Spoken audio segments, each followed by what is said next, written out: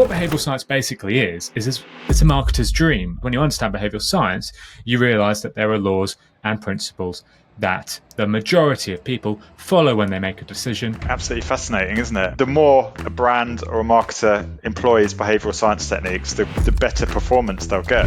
We have this illusion that our creativity falls off a cliff after we've spent a bit of time working on something, that we just sort of flatline. The opposite is true. Hard work pays off. The more time you spend doing something, the more creative you get. Make sure you hit subscribe on this podcast and leave these lovely people a 5-star review, or they will send you a handwritten letter. So nobody wants to receive that. So just leave the 5-star review now, guys, and then you can get all of that over and done with. There's some black hat behavioural science going on here, isn't there? Welcome to Embracing Marketing Mistakes, the podcast that helps you hit record revenue and double your marketing ROI by learning from the glorious mistakes of the world's top marketers. I'm Chris Norton, your host, and my mission is to help you, the senior marketer, grow your brand by avoiding costly missteps and leveraging the lessons learned from the marketing's biggest failures. Today, we're diving into a powerful conversation with Phill Agnew, the brilliant mind behind Nudge podcast. Phill is a powerful marketing expert and behavioural science enthusiast who has dedicated his career to studying why we make the decisions we do. Whether that's buying the latest trainers or choosing a salad over a steak. He's here to share how subtle nudges in consumer behaviour can influence marketing outcomes, and more importantly, how to avoid the marketing mistakes that brands overlook. Phil's insights will give you actionable tools for your marketing toolkit, whether it's leveraging psychological principles like FOMO or refining your messaging to drive higher engagement. Phil's advice could help you turn your next campaign into a massive success. He is brilliant. This is a great episode. You are going to love it. Trust me, this is one of my favourites. So, as always, sit back, relax, and let's hear how you can use behavioural science to avoid marketing mistakes and increase your ROI.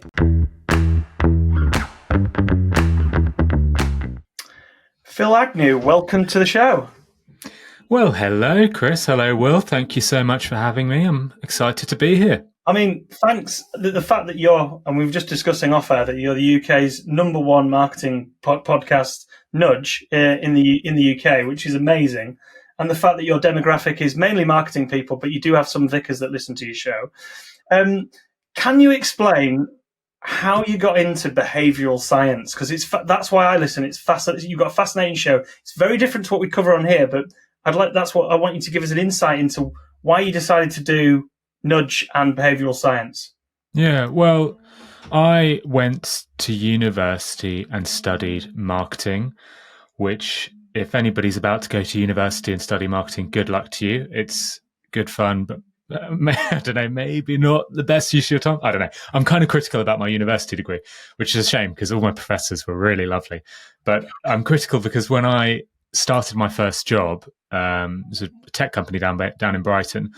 I'd just done 4 years worth of studying, and I understood all these strategies and tactics and knew about the 4 Ps and all this sort of stuff. And then I went into the job and I was asked very early on to write an email that people would click on, to create a one-pager that would convert, to create a pricing plan for a new service that would sell, to get everybody onto our webinar. And I had no idea how to do these things. I had no idea how to write in a persuasive way, how people made decisions, how to get people to alter their behavior. And I kind of struggled in the first couple of years of marketing. And then I became aware after a while of the world of behavioural science. And what behavioural science basically is it's a marketer's dream. Us marketers spend most of our time acting as if there's no rules. We just go with our gut instinct. What do you want to put in the email subject line? Well, I don't know, maybe an emoji, that might be fun. And it's really difficult for us. Like, we sort of wish we were in a profession like cooking or law or doctors, where you have a law book where you can follow, where you have rules you can follow. Marketing doesn't have that, except if you understand behavioural science. Because when you understand behavioural science, you realise that there are laws and principles that pretty much the majority of people follow when they make a decision. If you understand those laws and principles, you'll be able to influence their behavior and create better marketing. So that's how I stumbled into it, created the podcast 5 years ago. It's been growing it slowly since then, went full time on the podcast in January, and it's now the UK's number one marketing podcast. And did you, I mean, one of the things that I love about it, because obviously when I started our podcast like a year and a half ago or something, your show and another John Evans's show are two of the ones that I listened to. But yours in particular, I love the title because I was like, I knew exactly what it was about. It was about the nudge theory. There was a book about nudge theory, right? And I don't want to start proclaiming that I've read every book on nudge theory and behavioural science because I've heard your show and you read all these academic reports.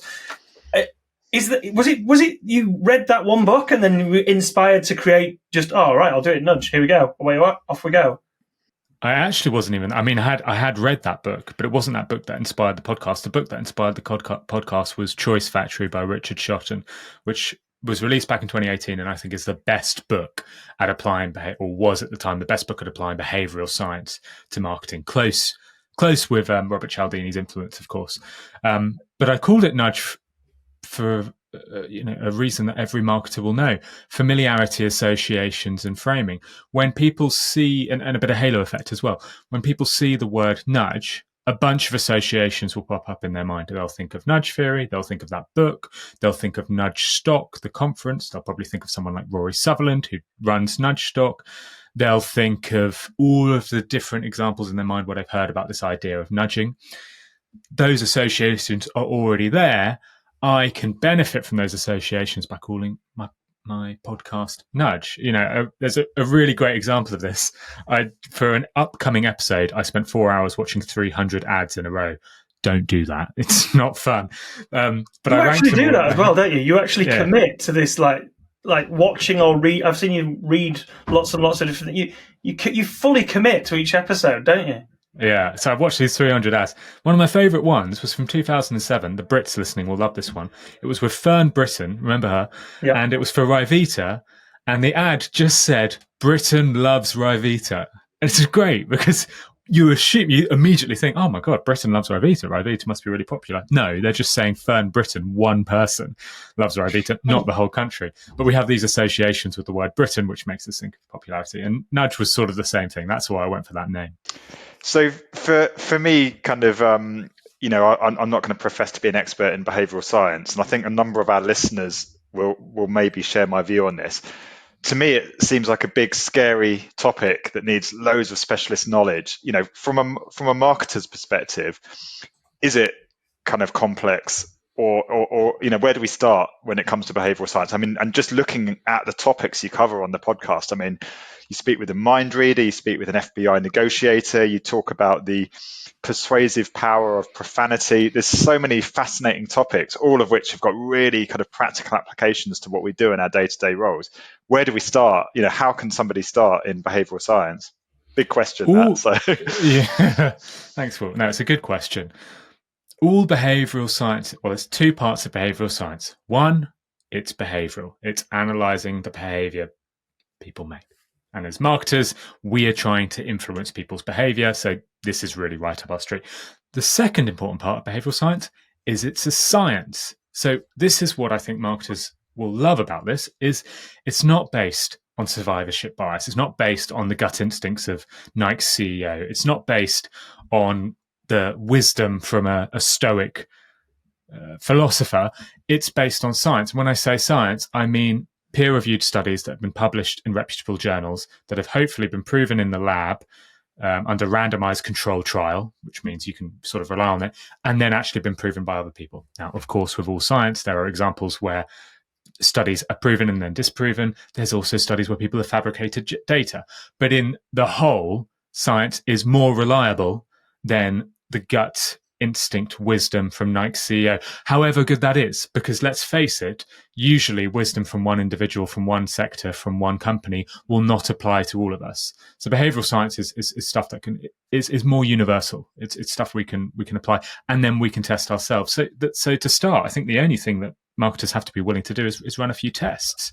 Really, what behavioral science is about is giving you an idea and letting you test it for yourself to see if it works. Classic example, social proof. People are more likely to follow the actions of others. When we go on holiday in Greece and we're walking down the seafront and we see a giant queue outside of one restaurant, we'll cancel our plans and go and queue for that restaurant because it must be good, right? Everybody's queuing there. Classic social proof. Richard Shotton, who I mentioned at the start, did this wonderful study in a London pub in East London where he went to the barman and said, what's your most popular beer? What's the beer that people buy the most of? It's London Pride. And he said, just for 1 week, can I put a sign in front of London Pride that says, this is our most popular beer? So it inspires a bit of social proof. What happens? Sales of London Pride go up by 2.5 times, so 250% increase. Really, really impressive. But sales of other beer doesn't even drop. People just buy more of London Pride because they're following the actions of others. So look, I'm not saying if you put on your website, this is our most popular product, it'll get a 2.5 times increase. That's not what behavioral science will say. What it will give you is an idea that you can then test for yourself. So that's how you get started. You learn about one of these studies, learn about one of these examples, then you test it for yourself and see if it works for you and in your industry.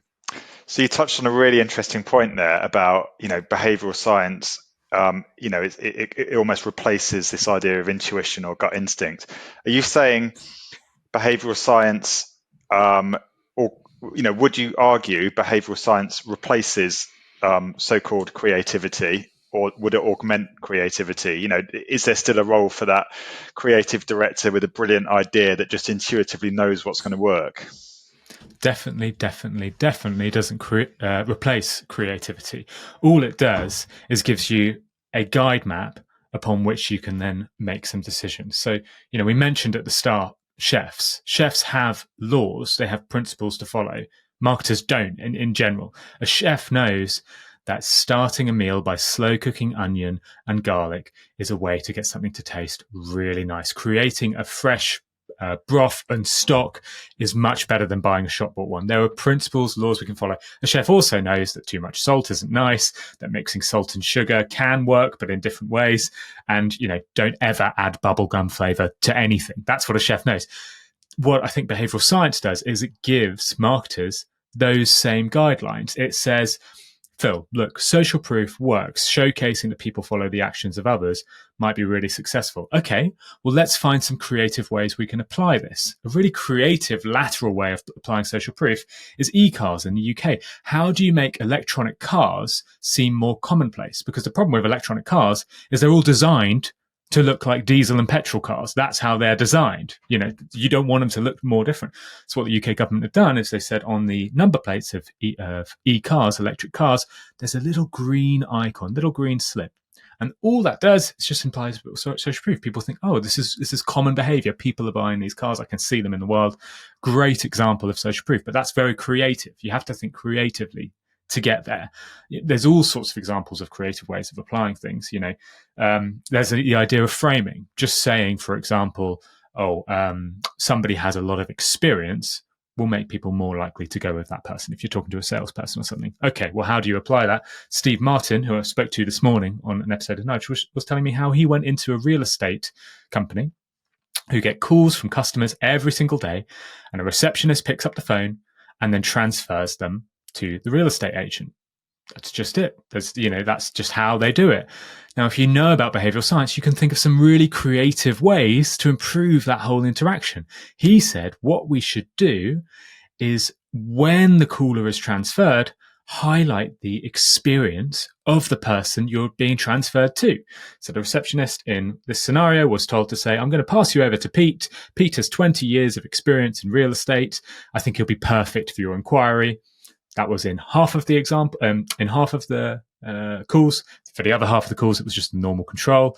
And they found that not only was there a 20% increase in the amount of evaluations that the real estate agent booked, sales increased by 20% as well, just from that one example. So an example of something that's quite creative, you wouldn't really think of. You have to be creative in order to think of that example that has fairly big impact. I love your examples. Fascinating, absolutely fascinating, isn't it? The more a brand or a marketer employs behavioral science techniques, the better performance they'll get, presumably. It feels like it's a no-brainer to improve marketing performance. Is that oversimplifying it?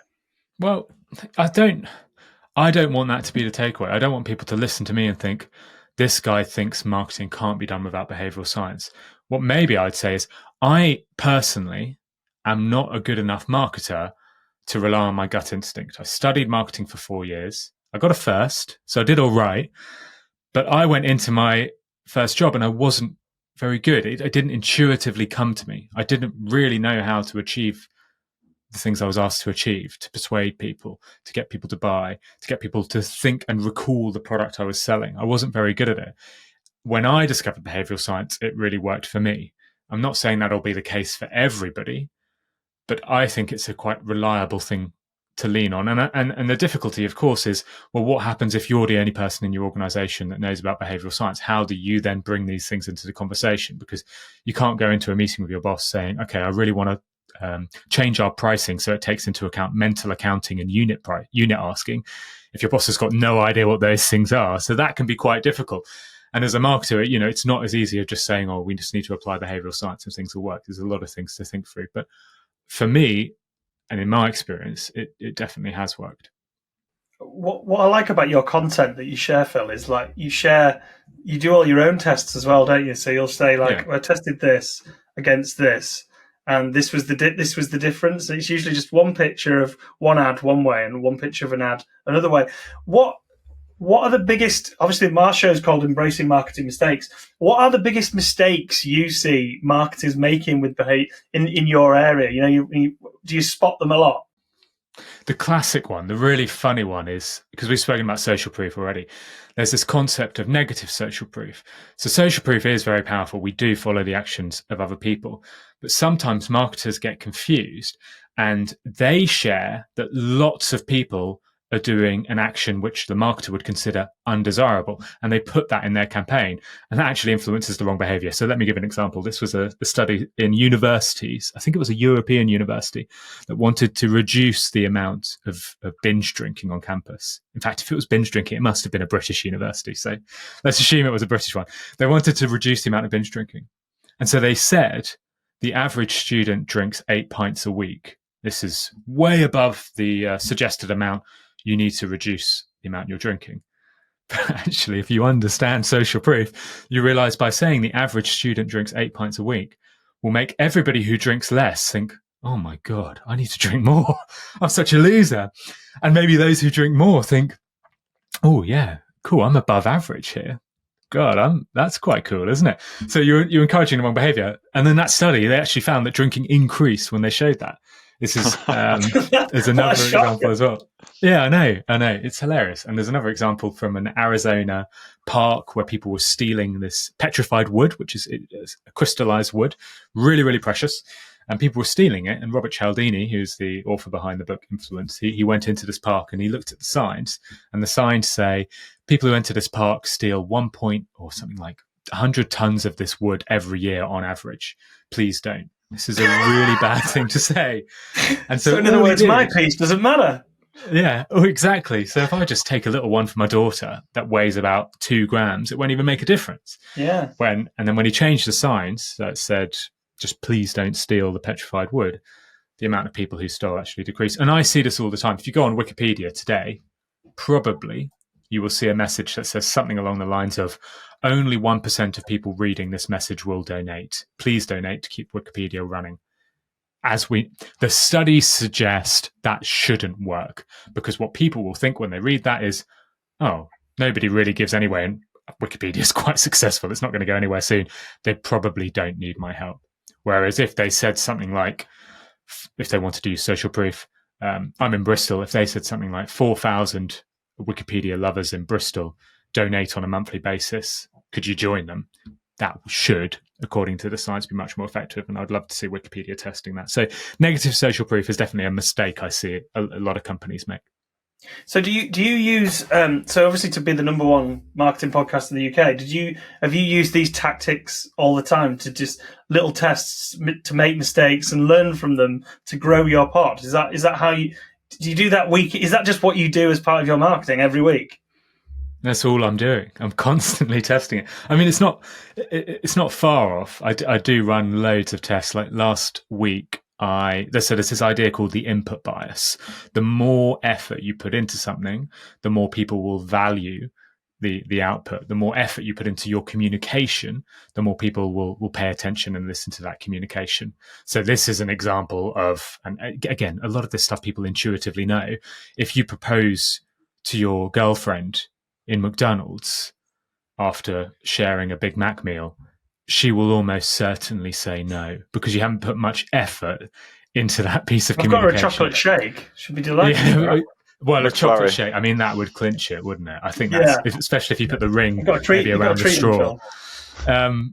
But if you take your girlfriend to a 3-star Michelin restaurant, you drive there in a chauffeured Rolls Royce, you go get cocktails on the top floor of the Shard, and then on the way home, after giving her a bunch of roses, you get down on one knee in a beautiful, softly lit London park, the chances of her saying yes are much higher.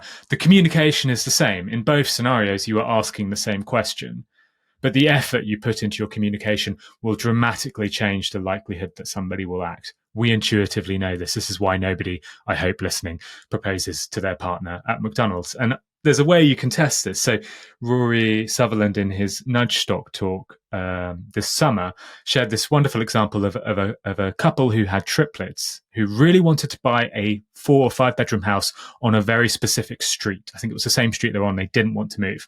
Problem is, there was only, I think, 20 4-bedroom houses on this street. None of them were for sale. So what do you do if you want to buy a house on a street where none of the houses are for sale? Well, Will, this is where you have to start thinking creatively. They knew, I guess, intuitively about the input bias, that if they put more effort into their ask, more people will say yes. So rather than just sending an email to everyone on the street and saying, is there any chance you're going to sell your house? I think father wrote a handwritten letter to every single house on the street, handwritten for each one. So say, each house got its own personal letter that he had handwritten. He went round, popped them through the letterbox. 8 of the 20 houses invited him round for a viewing. I think 5 actually had a discussion about selling the house and said they would be open to it. 3 gave him an offer, and then the family bought one of those houses. Rory says this is an incredible change in behaviour. These are people who did not or were not selling their house. Just a creative use of the input bias made them likely to sell a house. And to get back to your point, Chris, I've tested this. So I spent the past 2 weeks responding to everybody who signed up to the Nudge newsletter, and then I send a welcome email, which I encourage people to respond to. When they responded to that, said, hello, Phil, something like that. I spent 2 weeks writing handwritten responses to each of those emails, asking them to review my podcast. So I did that for 20 of the people who sent me an email. And then for another 20, I sent them the exact same content.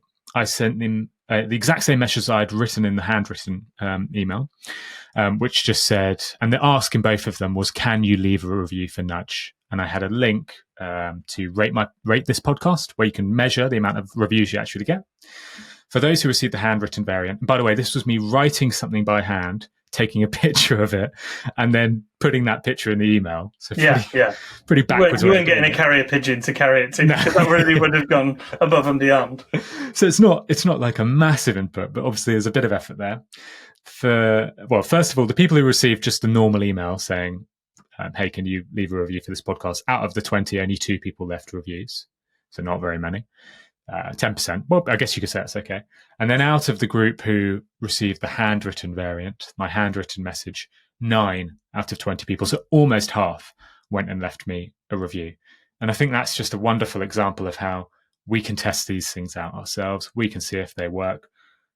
If I really need reviews, if, let's say, sometimes I've spoken badly about American politicians on my podcast, I've got a number of 1-star reviews from some very angry Americans.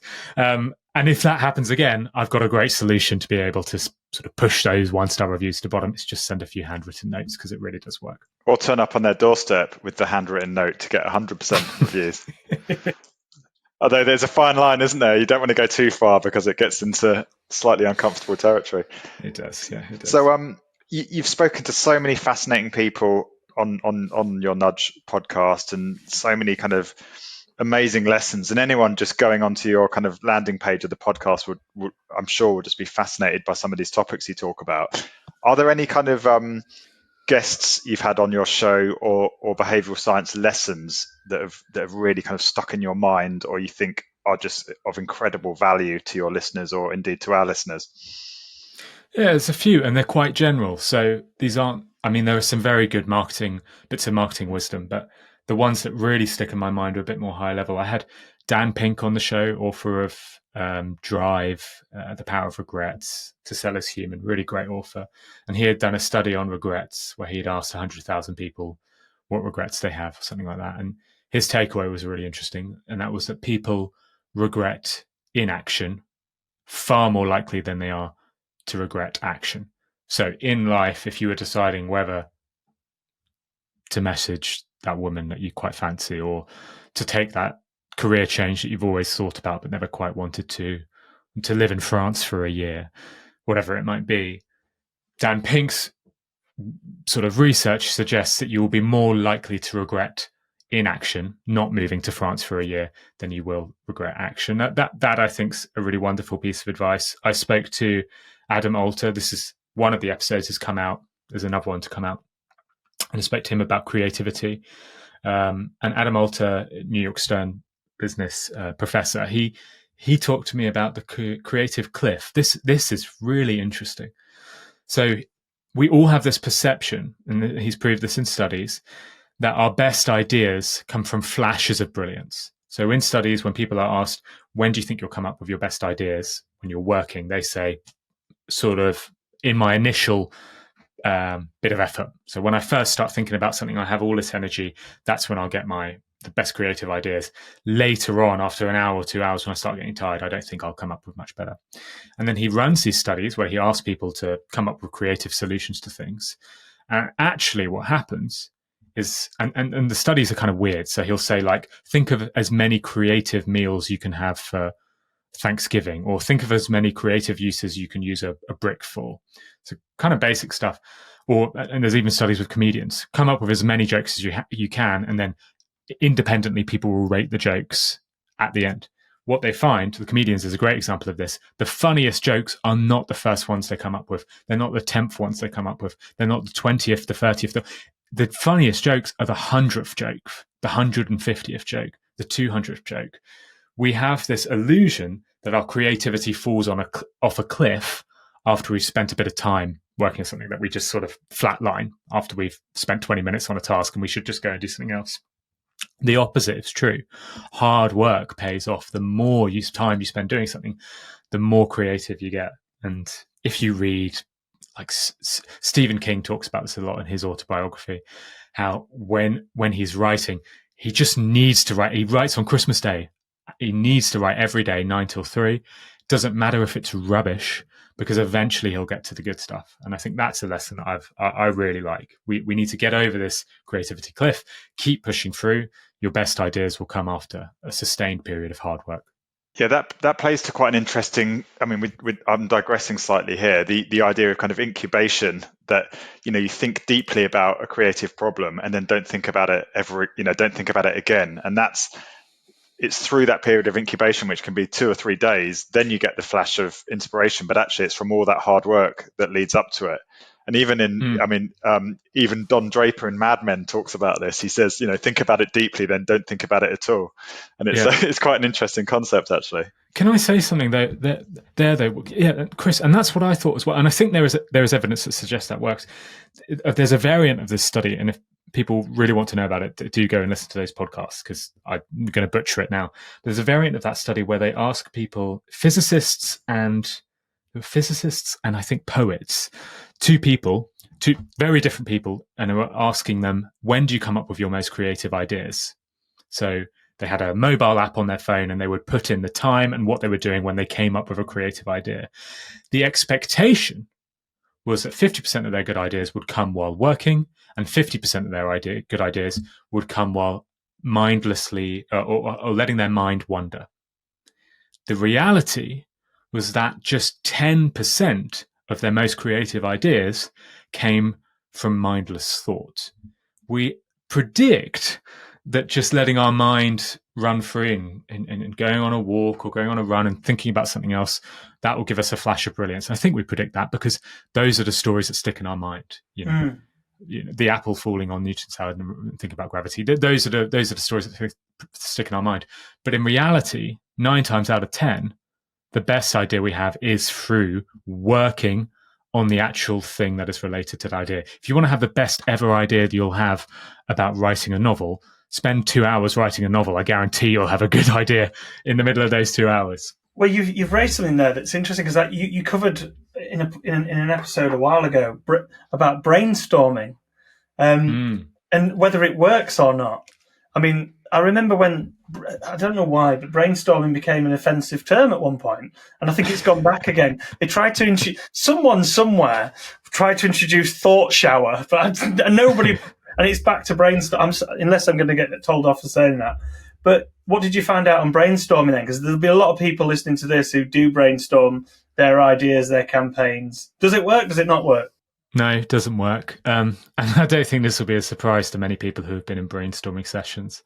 The researcher I had her on my show, I'm going to forget her name. No, Sheena Iyengar is the researcher. She's famous because she did the very, very notorious studies with jam in US grocery stores. Behavioural science fans will know that. But her most recent book and her recent studies have all been about brainstorming. And she has reviewed the studies and run her own studies.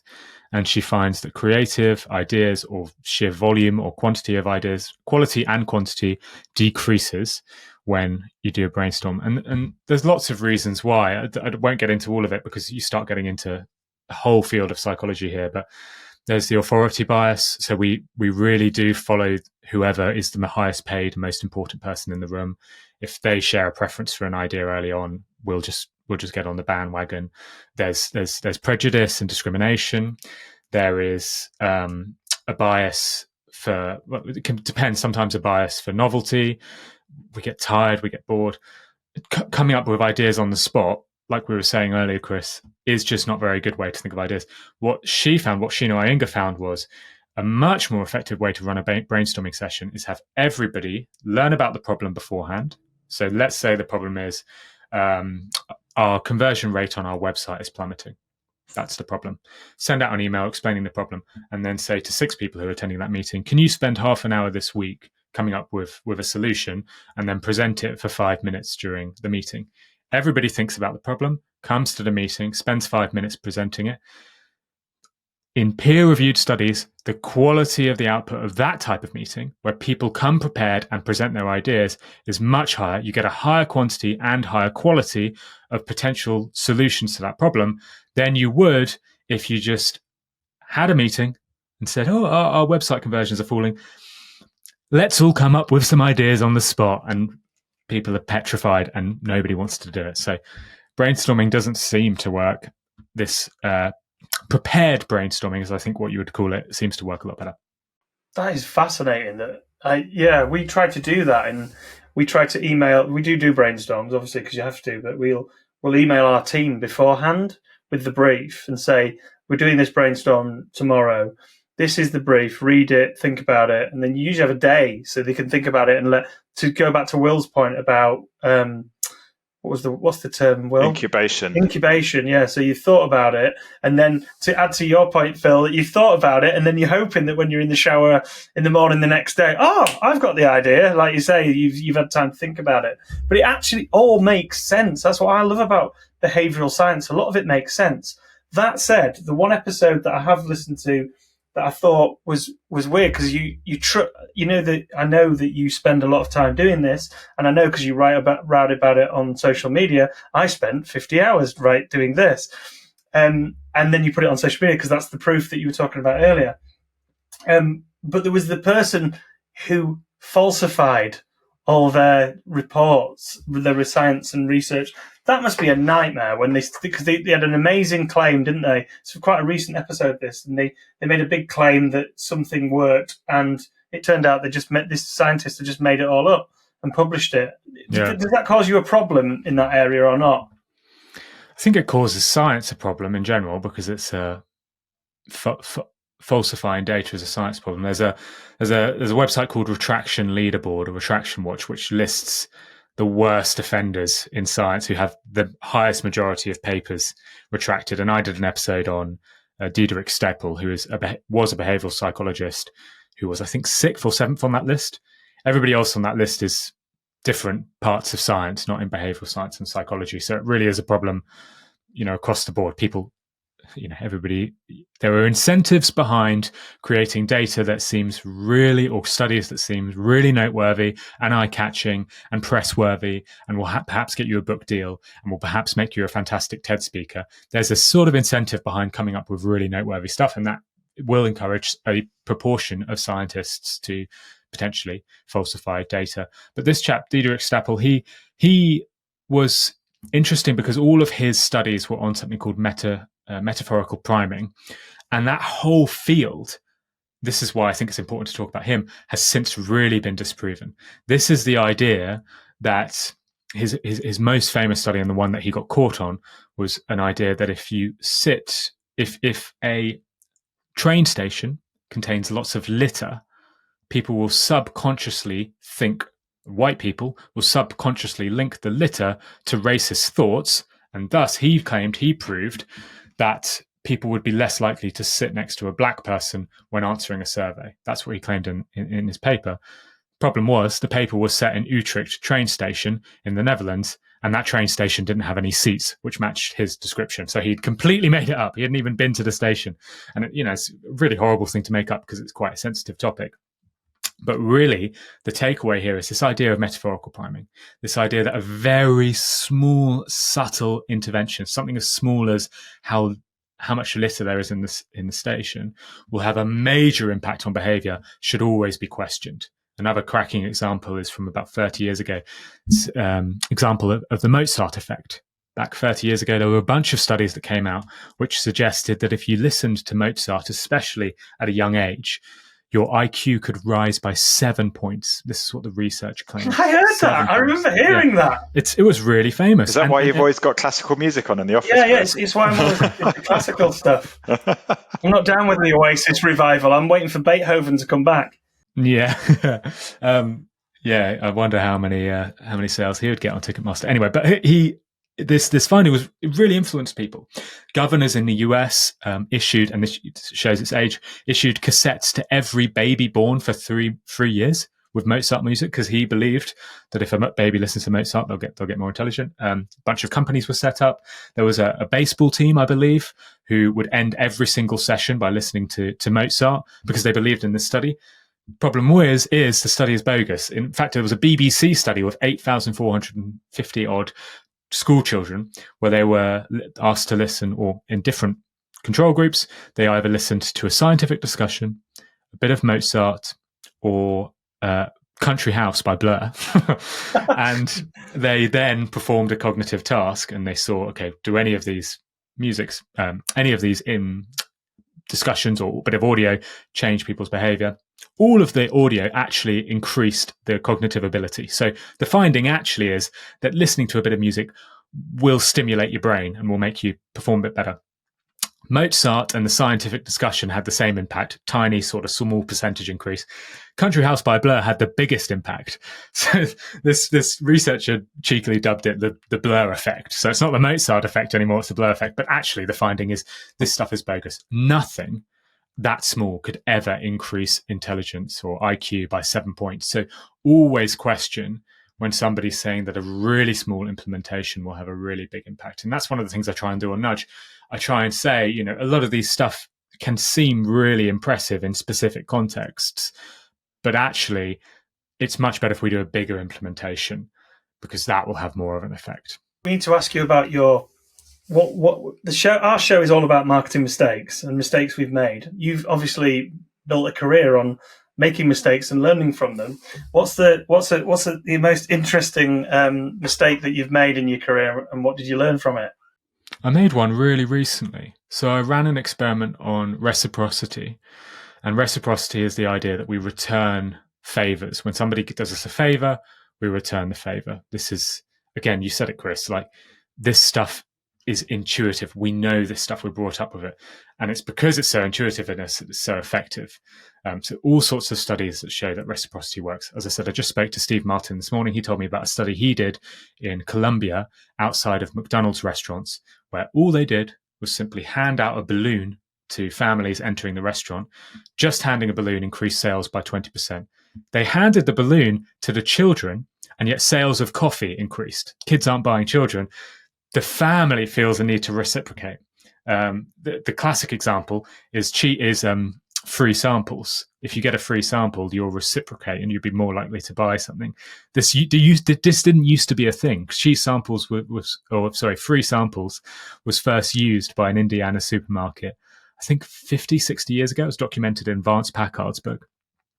And it was so effective the first time they did free samples, because this wasn't a thing. It wasn't done before. The first time the supermarket gave out free samples, they sold something like 30 tons of cheese in one day, just because they were giving out free samples of cheese. So we reciprocate. Anyway, I thought I could use this because I had created a free course called the Science of Persuasion course, where if people gave me their email address, they would get 3 days worth of training in persuasion. This is what I created. And I thought, well, that's a really nice favor I've done for 1,000 people signed up to that course. That's a really nice favor I've done for 1,000 people.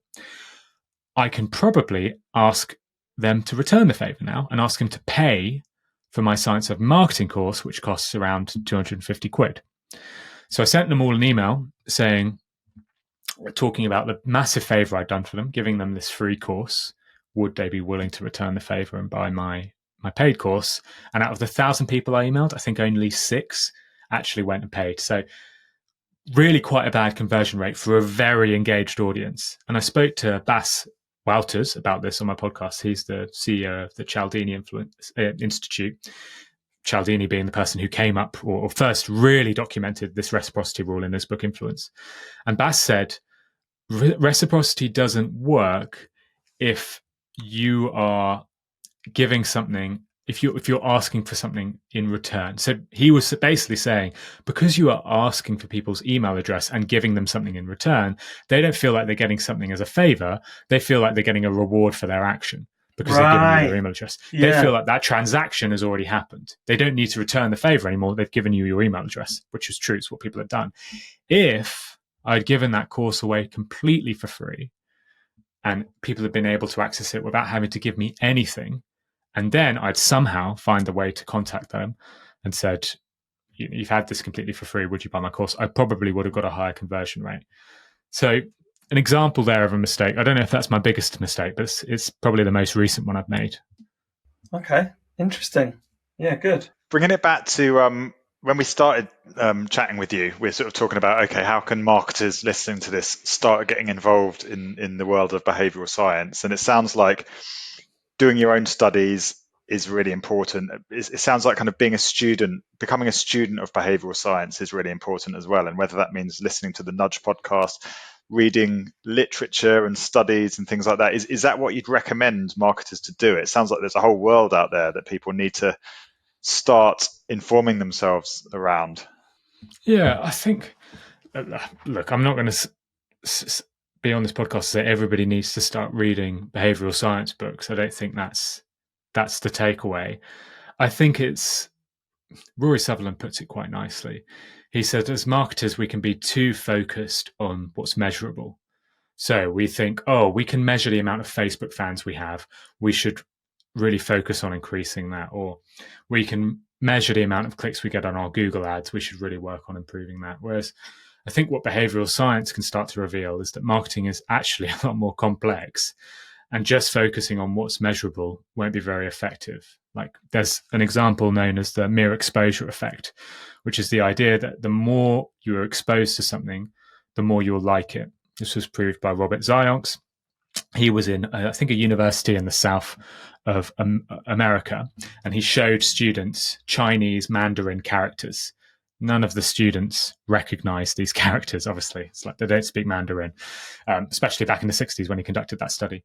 But for some students, he would show one character more often in the big list of characters that they were seeing. At the end, he asked them to say, how much do you like these characters and how much do you remember them?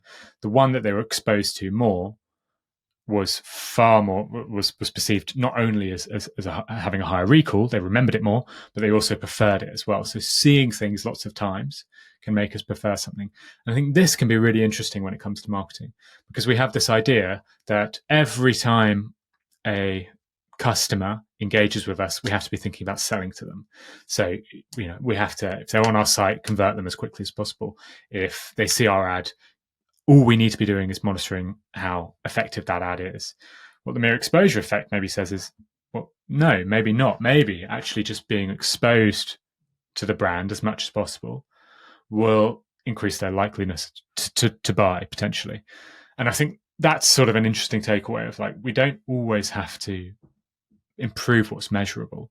We don't always have to get focused on that sort of thing. If we look at the world of psychology, we can see that changing behavior is a really wide spectrum, and there's lots of different things you can do, which isn't just A/B testing a subject line on an email or running 5 different Facebook ads to see which one's more effective. There might be some really irrational ways, like examples, like if you had asked Coca-Cola drinkers 20 years ago, would you pay more for a soft drink that tastes much worse than Coca-Cola and is smaller? Not a single one of them would have said yes. And yet today, Red Bull is Coca-Cola's biggest competitor. It's smaller, it tastes awful, and in your opinion, yet it's effective. In my opinion, I think actually it's not in my opinion, because there were studies when it first launched of normal people. Most people said this tastes worse. So why do people buy it? Well, because they've built this whole idea, bit of input bias here, that sort of medicinal flavor will stimulate caffeine in you and will make you really alert in a way that the sweet caramel flavor of Coca-Cola won't, because that doesn't taste like medicine enough. If you had asked people 20 years ago, will you spend £800 on a Dyson Hoover? Nobody would have said yes. If you asked them if you'd spent £800 on any vacuum, none of them would have said yes. And yet today they do. So there are these irrational things that we do that you wouldn't be able to see in market research, you wouldn't be able to see in marketing textbooks, that only actually start to make sense when you understand psychology. We will value a Hoover much more if we know it's been through 5,178 innovations. That's one of the first claims Dyson did. They said, we've made this 5,178 times, and so this final version is really effective. And if you brand it in a way where it looks like a luxury product, there's studies which say if you charge more for something, people will value it more. Verbalin effect is what this is called. Sometimes jewelers who run sales find their sales drop. Reducing the price actually makes the product less appealing. So I don't know. It's a long-winded answer there, Will, but I guess what I would say is that... Sorry, go on, Chris. So I was just going to say that whether you reduce the price is quite interesting, because I remember being from the PR world and stunts. I remember when Banksy was in New York and he created he had a Banksy market stall giving away original Banksy sketches for $10 each on his, and obviously it was him selling them on, or her, whoever they are. Obviously, you live in Bristol, so you might know them. It was $10 each for a sketch, and they didn't sell any. And the video showed all these people walking past because they just didn't value a $10 Banksy. It's not going to be real, is it? And you would have got something that was worth thousands and thousands of pounds. It's fascinating, the psychology behind it. People don't expect the unexpected. Yeah, we have a natural aversion to the unexpected. There's a fantastic study called the Invisible Gorilla Study, where a lot of your listeners will have watched this study. You watch a video and you're asked to count the people wearing white pass a basketball. And while you're counting, a gorilla walks into the scene, looks directly at the camera. It's not a real gorilla. It's some student dressed as a gorilla. It looks quite convincing though. Thumps their chest and then walks off the screen. After watching that, 50% of people don't even notice the gorilla, which is amazing because it's walking right in front of the camera. It's on the screen for ages. And they've run this same study with eye trackers, and they've seen that people actually do look at the gorilla. So when we're not looking for the unexpected, we don't see it. And I think that's an example. The Banksy example is a good one. There's another one of Joshua Bell, probably the best violinist in the States. He was selling tickets in Washington to his show for hundreds of dollars a piece. They ran this little experiment with the Washington Times where the day after his show, which was sold out, I think 1,000, 2,000, 3,000 people had all spent collectively, $200 each on their ticket. And then the morning after, he goes to the Washington subway station and starts busking. And the idea is, okay, how many donations will Joshua Bell, this very, very famous violinist, get?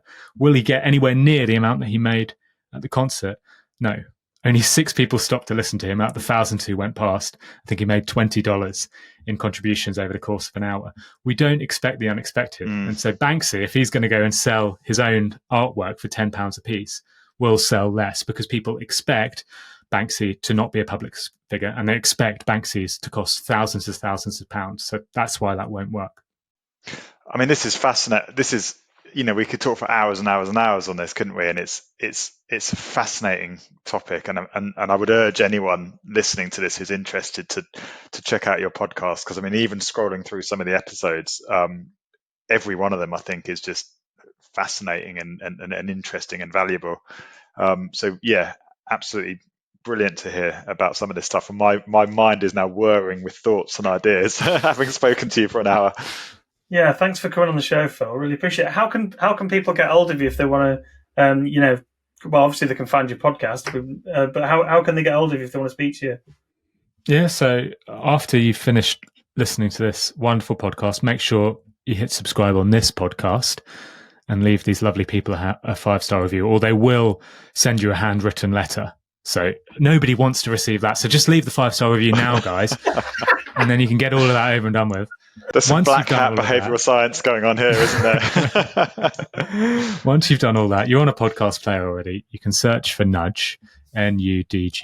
There will be a nice orange logo, which is my logo, and my name, Phill Agnew, underneath. Go and, as Will said, go scroll through the episodes, find one that you like the look of, give it a listen, and just do that. Don't do anything. Don't go and connect with me on LinkedIn. Don't subscribe to my newsletter. Don't buy my course, because the content might not be for you. So just find an episode you like, listen to it, and then if you like it, at the end of the episodes, I give more information about how you can get in touch with me and connect with me. So just do that. If you want to learn more, go listen to an episode, and then if you like it, you can follow up there. Thanks for that. So, Phill, you've been on the show now. You know the sorts of stuff we cover, and we're always asking people about the mistakes. If you were us, you've interviewed loads of people. Who's the guest that you think we would benefit from the most getting on this show to hear about their mistake? Ooh, such a good question. Whose mistakes would be most worth listening to?